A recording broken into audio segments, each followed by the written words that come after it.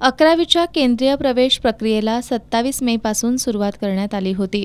शहरातील 28 कनिष्ठ महाविद्यालयातील इंग्रजी माध्यमाच्या विज्ञान शाखेची प्रवेश क्षमता 5,960 इतकी आहे. तर इंग्रजी माध्यमाच्या वाणिज्य शाखेची प्रवेश क्षमता 1,280 आहे. यासाठी ही प्रवेश प्रक्रिया राबवली जाते.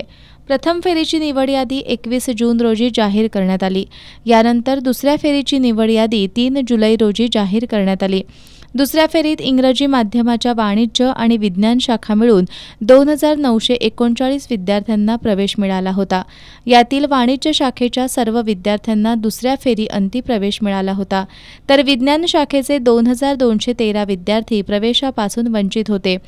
त्यांच्यासाठी 6 जुलैपासून तिसरी फेरी सुरू करण्यात आली आहे. तिसऱ्या फेरीमध्ये 6 जुलै ते 8 जुलै दरम्यान विद्यार्थ्यांनी ऑनलाईन अर्ज दाखल केले. या प्रवेश अर्जाची 9 आणि 10 जुलै रोजी छाननी होणार आहे. तर 11 जुलै रोजी सकाळी 10 वाजता www.dydekop.org या संकेतस्थळावर निवड यादी प्रसिद्ध करण्यात येणार आहे. त्यानंतर 11 आणि 12 जुलै असे 2 दिवस निवड यादीतील विद्यार्थ्यांना प्रवेश देण्यात येईल.